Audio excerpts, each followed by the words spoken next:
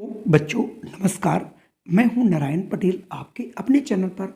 आज हम यहां पर बात करेंगे जवाहर नवोदय विद्यालय प्रवेश परीक्षा 2023-24 जो कि 29 अप्रैल को परीक्षा होगी, जिसमें मोर देन 90% बच्चे गणित में फेल होते हैं। इसीलिए हम गणित का पूरा कोर्स यहाँ पर कराएंगे, जैसा कि हम आपको विद्या ज्ञान प्रवेश परीक्षा और सैनिक स्कूल में कराते रहे हैं। तो आइए फटाफट शुरू करते हैं। और आज का हमारा टॉपिक है संख्या पद्धति, जिस पर आपको 20 प्रश्न मिलेंगे। आप अपनी कॉपी और कलम लेकर के मेरे साथ बैठिए और मेरे बताने से पहले आप उनके आंसर कीजिए, तभी आप पता चलेगा आपकी तैयारी कितनी है। आइए शुरू करते हैं। तो सबसे पहला प्रश्न है 6453 में 6 के स्थानीय मान और अंकित मान में क्या अंतर आएगा।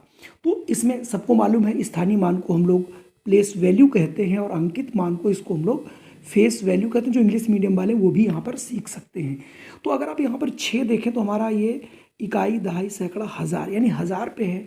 तो 6 का हो जाएगा 6 इंटू 1000 से गुणा कर देंगे तो आ जाएगा बच्चों ये 6000। और उसका अंकित मान किसी का भी वही रहता है तो उसका अंकित मान 6 ही होगा। फिर कह रहा दोनों को अंतर मीन्स होता है इसको घटाने से। तो 4 यहाँ 9, यहाँ 9, यहाँ 5।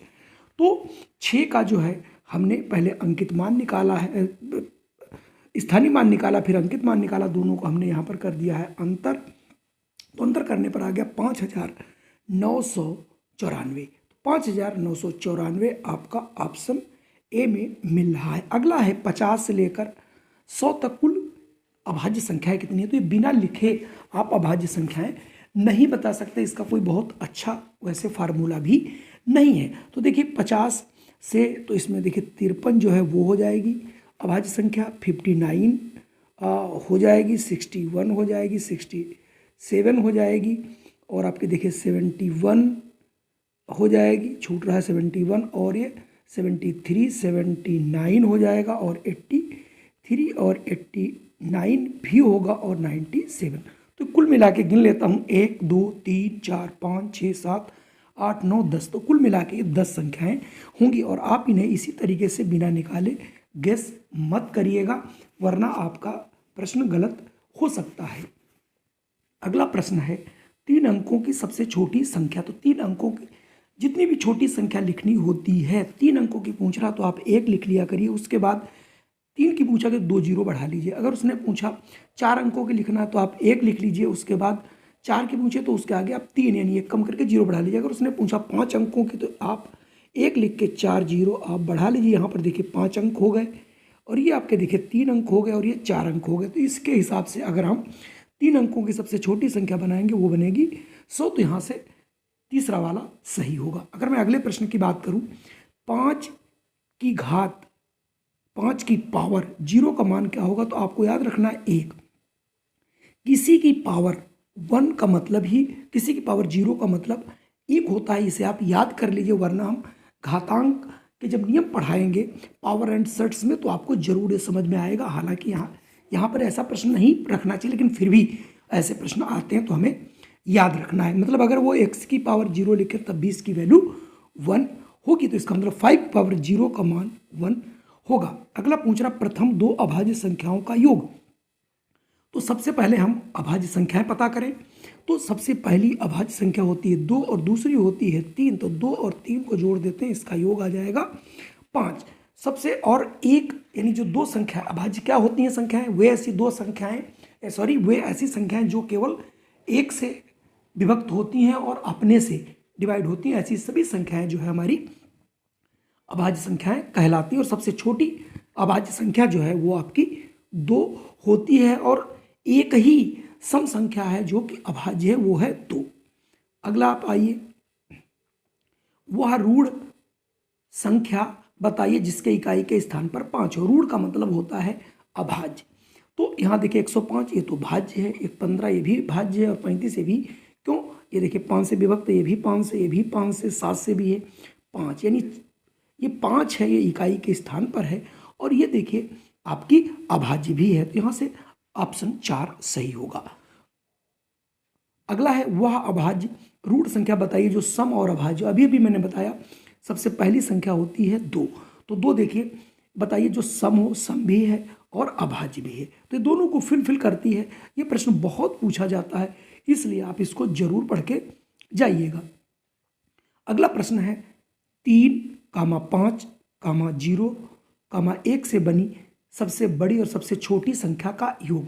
तो हम सबसे पहले यहाँ पर सबसे बड़ी संख्या बनाने का नियम होता है कि हम सबसे बड़ी संख्या लिखें और उनको घटते हुए क्रम में लिख दें जितने भी अंक दिए हों। तो यहाँ पर देखिए सबसे बड़ा अंक हमारा 5 है, उसके बाद उससे छोटा 3 है, 3 से छोटा 1 और 1 से छोटा 0 है। और जब तो ये हमारी बड़ी संख्या हो गई। अगर हम छोटी संख्या की बात करें तो छोटी संख्या में सबसे छोटा अंक सबसे पहले लिखा जाता है। चूंकि यहाँ पर 0 है तो 0 से संख्या शुरू नहीं कर सकते, तो 1 से शुरू करेंगे क्योंकि 0 से बड़ा 1 ही है, और उसके तुरंत बाद 0 लगा देते हैं। फिर संख्या को हम बढ़ते हुए क्रम में लिखते हैं। 1 से बड़ा, अब यहाँ पर देखो 3 है, 3 के बाद 5 है, तो दोनों का योग पूछ रहा। तो योग मतलब यहाँ पर जोड़ना है बच्चों। तो इसको जैसे हम देखिए जोड़ेंगे तो ये आ जाएगा 6,345, 6,345, यानी ऑप्शन ए वाला आपका सही है। अगला प्रश्न है, बहुत बड़ी सी संख्या दी है में 3 का स्थानीय मान। तो आप देखिए 3 पहली बात तो है कहाँ, ये इकाई, ये दहाई, ये सैकड़ा, ये हजार। तो 3 जो है ये 1000 पे बैठा है, यानी 1000 पे है। तो इसका हो जाएगा 3000 स्थानीय मान, यानी इसकी जो प्लेस वैल्यू होगी वो कितनी होगी, 3000। तो यहाँ से 90 का ऑप्शन ए वाला सही होगा। अगला प्रश्न है, 2 लगातार विषम संख्याओं का अंतर क्या होगा। तो कोई भी आप 2, 3, 5, 7, 9, 11 ये सब विषम संख्याएं जो कि लगातार हैं। इन दोनों के डिफरेंस देखिए 2 है, और ये लगातार इनका भी डिफरेंस 2 है। तो इसका मतलब कोई भी 2 विषम संख्याएं अगर होती हैं तो उनका जो डिफरेंस होता है दोनों संख्याओं का वो 2 होता है। ठीक इसी प्रकार से अगर सम संख्याएं लिख लें 4, 6, 8, 10, तो उनके भी बीच में सदैव 2 का अंतर होता है। तो सम या विषम किसी के लिए भी पूछा जाए तब भी ये प्रश्न सही होगा। तो यहाँ से देखिए पहला वाला ऑप्शन सही है। आइए बढ़ते हैं अगले प्रश्न पर। अगला प्रश्न है, देखिए 28,308 में आए 8 के 2 स्थानीय मानों का अंतर क्या होगा। तो पहला देखिए ये वाला अगर मैं देखूं तो ये 1000 पे आया तो इसका हो जाएगा 8000, और दूसरा इकाई पे आया तो इसका हो जाएगा 8। ठीक है, दोनों का अंतर माने घटाना हो तो देखिए 2 बचेगा, 9, 9, 7, तो 7992। तो 7992 पहले ऑप्शन में ही सही है। अगला प्रश्न है, 30 और 50 के बीच कुल कितनी भाज्य संख्याएं होंगी।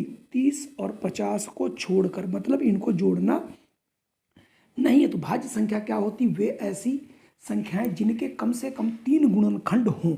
3 गुणनखंड इन द सेंस, जैसे एक तो अपने से कटती है संख्या स्वयं से, और दूसरी 1 से कटती है, और एक अन्य संख्या से उसके विभक्त होना चाहिए। तो चलिए 50 के बाद देखिए 30 तो लेना नहीं, 31 चूँकि अभाज्य है तो आपकी पहली संख्या देखिए यहाँ बने जाएगी 32। ठीक, और 33 भी देखिए 11 से 3 से भी कट रही है। 34 देखिए 2 से ही कट रही है, 17 से भी कट रही, 35 5 से भी कट रही, 7 से भी कट रही, 36 तो बहुत संख्या से कटती है, 2 से कट रहा, 3 से कट रहा है, 4 से भी कट रहा, 6 से कट रहा, 9 से कट रहा, 12 से। तो ये हो गई आपकी 38 भी देखिए भाज्य है, 39 भी भाज्य है, 40 भी भाज्य है। आपका 41 नहीं है लेकिन 42 है, 43 नहीं लेकिन 44 है, 45 भी होगा देखिए, 46 भी कट रही है, 47 नहीं होगी लेकिन 48 होगी, और ये 49 होगी। तो ये हो गया 30 और 50 को छोड़ दिया गया। अब इसको हम जोड़ते हैं जरा, 1 2 3 4 5 6 7 8 9 10 11 12 13 14, तो कुल मिला के 14 संख्याएं निकल रही जो कि भाज्य हैं बेटा। तो यहाँ से 14 देखिए 12 में दूसरा वाला यहाँ से टिक कर लीजिएगा। चलिए अगला प्रश्न देखते हैं।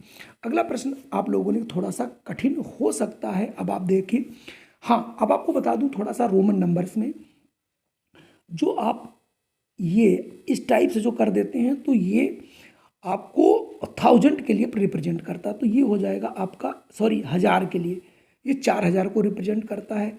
सी और डी, तो डी आपका है 500, उसके पहले लग गया है सी, तो यानी सी होता है 100।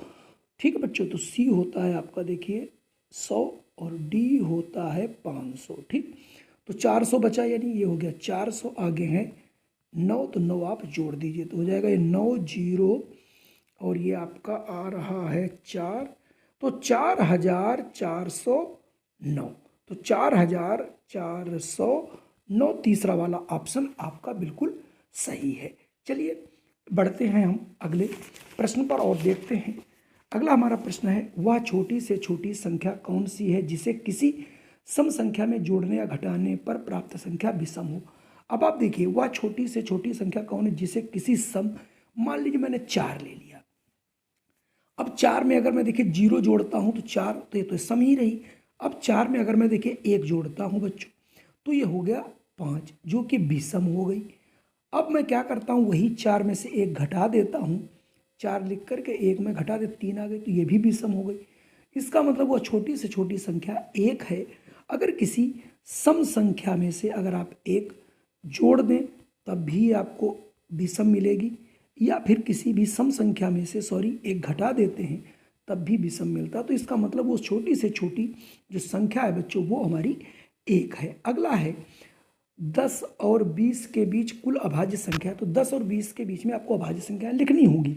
तो अगर आप देखें तो 10 के बाद तो पहली बात तो यहाँ पर 11 ही हो जाएगी आपकी, है ना बच्चों, 11 के बाद देखिए 13 भी आपकी अभाज्य होती है, 13 के बाद 17 और 17 के बाद 19। ये 4 ही संख्याएं हैं जो 10 से 20 के बीच आती हैं जो कि अभाज्य। तो यहाँ से ऑप्शन तीसरा वाला सही हो जाएगा। अगर मैं बात करूँ 16वें की, इसका आंसर आप जरूर दीजिएगा। 16 मैं आपके लिए छोड़ रहा हूँ, ये आपका होमवर्क है, क्योंकि मैं ऐसे प्रश्न आपको अभी 2 से 3 प्रश्न करा चुका हूँ, इसलिए ये मैं आपको छोड़ रहा हूँ। अगला प्रश्न है, 2 अंकों की सबसे छोटी अभाज्य संख्या। तो 2 अंकों की सबसे छोटी संख्या चूंकि 10 होती है, तो 10 चूंकि अभाज्य नहीं है तो 10 में हम 1 जोड़ दें तो अगली संख्या आती है 11। ये सबसे छोटी अभाज्य संख्या होगी, ठीक है, जो कि 2 अंकों की है। चलिए अगले प्रश्न पर हम बढ़ते हैं। 80,905 को संख्यात्मक रूप से कैसे लिखा जाए। तो देखिए ये तो बहुत आसान है। 80,000 हो गया, 905 तो हो गया 80,905। तो यहाँ से जो ऑप्शन आपको मिल रहा हो उसे आप लगा लीजिएगा, दूसरा ऑप्शन आपका सही है। रोमन संकेत में सी का क्या, तो सी 100 से लिखा जाता है, आपको बता चुका हूँ।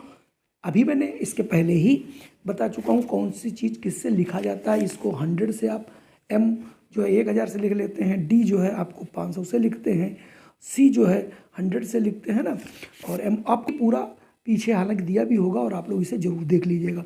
अब अगला आता है अनुवर्ती। अनुवर्ती का मतलब होता है उत्तरवर्ती सक्सेसर, यानी उसके आगे की संख्या क्या होगी। तो ये 15,540 है, तो ये 16,541 हो जाएगा। अगर इसका पूछता पूर्ववर्ती, तो पूर्ववर्ती मतलब होता है पहले की, तो आप 16,540 में से 1 घटा देते तो हो जाता 16,539। तो कुल मिला के ये 20 प्रश्न थे, जरूर आपके समझ में आए होंगे। अगर ये नहीं समझ आए तो मैं एक वीडियो और जल्द ही लेकर के आ रहा हूँ संख्या पद्धति पर, उसमें भी आप भाग लीजिए और देखिए आप कितने प्रश्न कर पाते हैं। जय हिंद, वंदे मातरम। फिर मिलता हूँ आपको एक नई वीडियो के साथ। और अगर आप हमारे इस वीडियो पे आए हैं, अगर वीडियो पसंद आया हो तो इसे लाइक जरूर करें, और चैनल पे पहली बार हूँ तो इसे सब्सक्राइब कर लें, बेल आइकन दबा दें, जिससे जब भी मैं कोई वीडियो अपलोड करूँ सबसे पहले आप तक पहुँच सके।